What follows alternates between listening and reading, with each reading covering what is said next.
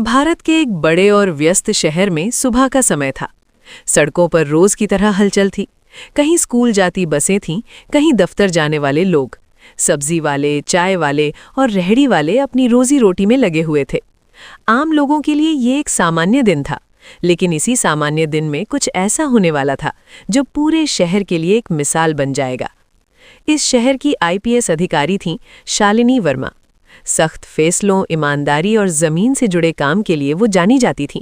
लेकिन आज वो किसी सरकारी गाड़ी में नहीं थी। न कोई सायरन, न कोई सुरक्षा का तामझाम। उन्होंने सादा सलवार कुर्ता पहना था, कंधे पर एक साधारण सा बैग और चेहरे पर आम महिला जैसी सादगी। आज उन्होंने तय किया था कि वो सिविल ड्रेस में शहर का हाल खुद देखेंगी। आईपीएस शालिनी वर्मा को हमेशा से लगता था कि फाइलों और रिपोर्टों में सच्चाई अधूरी होती है। असली सच्चाई सड़कों पर होती है, गरीब के चेहरे पर, मजदूर की आंखों में और छोटे दुकानदार की मजबूरी में।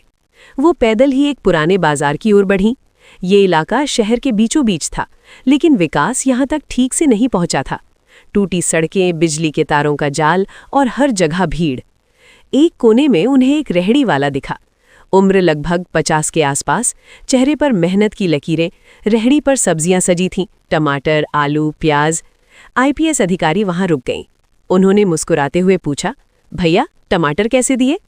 रेहड़ी वाला थोड़ा घबराया, फिर बोला, मैडम 30 रुपए किलो। उन्होंने कुछ सब्जियां ली और बातों बातों में पूछने लगी, काम ठीक चलता है?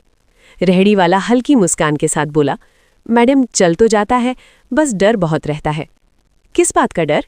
आईपीएस अधिकारी ने सहज भाव से पूछा। रेहड़ी वाला इधर उधर देखने लगा, फिर धीमी आवाज में बोला, मैडम यहाँ पुलिस वाले आते हैं, कभी पैसे मांगते हैं, कभी सब्जी उठा ले जाते हैं। आईपीएस शालिनी वर्मा की आंखों में हल्की सख्ती आ गई, लेकिन चेहरे पर उन्होंने कुछ जाहिर नहीं होने दिया। अभी बातचीत पूरी भी नहीं हुई थी कि तभी वहां 2 पुलिस वाले आ पहुंचे। वर्दी में थे, लेकिन रवैया गुंडों जैसा। एक ने आते ही ऊंची आवाज में कहा, ओए, आज की हफ्ते की पर्ची निकाली या नहीं? रेहड़ी वाला डर गया, हाथ जोड़ते हुए बोला, साहब आज बहुत कम बिक्री हुई है। दूसरा पुलिस वाला झल्लाया, बहाने मत बना, लगता है ज्यादा होशियारी आ गई है। उसने सब्जी उठानी शुरू कर दी। आईपीएस अधिकारी सब कुछ ध्यान से देख रही थी। एक पुलिस वाले ने रेहड़ी वाले को धक्का दिया, रेहड़ी हिल गई। सब्जियां सड़क पर गिर गईं, लोग इकट्ठा होने लगे, लेकिन कोई बोलने की हिम्मत नहीं कर रहा था। आईपीएस अधिकारी ने शांत लेकिन सख्त आवाज में कहा, ये आप क्या कर रहे हैं?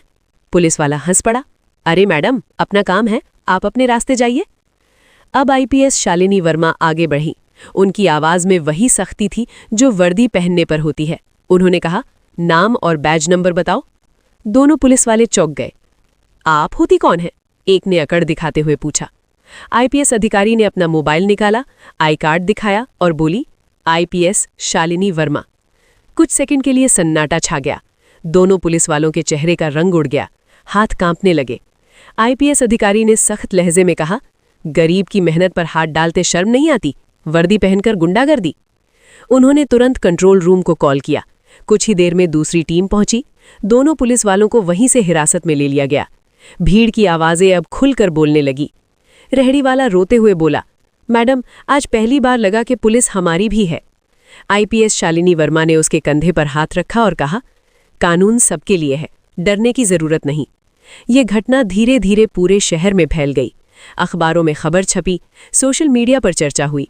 लोगों को समझ आया कि अगर अधिकारी ईमानदार हो तो सिस्टम सुधर सकता है। भीड़ अभी शांत ही हुई थी कि आईपीएस शालिनी वर्मा ने आसपास खड़े लोगों की तरफ देखा। अब उनके चेहरों पर डर कम और भरोसा ज्यादा था। वही लोग जो थोड़ी देर पहले सिर झुकाए खड़े थे, अब खुलकर बोलने लगे थे। एक बुजुर्ग आदमी आगे आया और बोला, मैडम ये आज पहली बार नहीं हुआ, ये लोग रोज ऐसे ही परेशान करते हैं। आईपीएस अधिकारी ने गंभीरता से उसकी बात सुनी। उन्होंने महसूस किया कि ये मामला सिर्फ 2 पुलिस वालों का नहीं था, बल्कि एक पूरी मानसिकता का था जो धीरे धीरे सिस्टम को खोखला कर रही थी। उन्होंने तुरंत अपने साथ आए अधिकारी को निर्देश दिया, इस पूरे इलाके के रेहड़ी वालों और दुकानदारों के बयान दर्ज किए जाएं। रेहड़ी वाला जो कुछ देर पहले तक कांप रहा था, अब थोड़ा संभल चुका था। उसकी आंखों में आंसू थे, लेकिन उनमें राहत भी थी।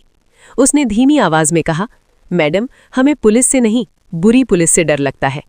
आईपीएस शालिनी वर्मा ने उसकी बात ध्यान से सुनी और बोली, तुम्हारा डर जायज़ है, लेकिन अब से अगर कोई तुम्हें परेशान करे तो सीधे शिकायत करना, डरना नहीं। उनके शब्दों में आदेश नहीं, भरोसा था। जैसे ही दोनों पुलिसकर्मियों की गिरफ्तारी की सूचना थाने और उच्च अधिकारियों तक पहुंची, पूरे विभाग में हलचल मच गई। कुछ अधिकारी नाराज थे, कुछ चुप थे और कुछ अंदर ही अंदर राहत महसूस कर रहे थे। एक वरिष्ठ अधिकारी ने आईपीएस शालिनी वर्मा से फोन पर कहा, आपने सिविल ड्रेस में जाकर सही किया, वरना ये बातें कभी सामने नहीं आती। आईपीएस शालिनी वर्मा ने शांत स्वर में जवाब दिया, सर, अगर हम सच नहीं देखेंगे तो सुधार कैसे होगा? दोनों पुलिसकर्मियों को तत्काल सस्पेंड कर दिया गया। उनके खिलाफ विभागीय जांच बैठाई गई। जांच में धीरे धीरे सामने आने लगा कि वे लंबे समय से रेहड़ी वालों और छोटे दुकानदारों से अवैध वसूली कर रहे थे।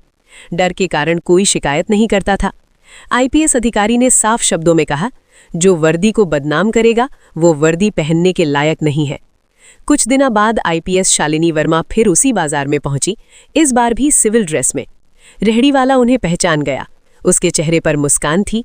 उसने कहा, मैडम, अब कोई परेशान नहीं करता, पुलिस वाले भी ठीक से बात करते हैं। आईपीएस अधिकारी ने हल्की मुस्कान के साथ कहा, बस यही तो चाहिए था। अब लोग खुलकर शिकायत करने लगे थे। थाने में डर का माहौल कम हो रहा था। ईमानदार पुलिसकर्मियों को भी हौसला मिला। एक जवान पुलिसकर्मी ने कहा, मैडम, आपने हमें याद दिलाया कि हम पुलिस क्यों बने थे। आईपीएस शालिनी वर्मा जानती थे कि एक घटना से पूरा सिस्टम नहीं बदलता, लेकिन ये एक शुरुआत जरूर थी।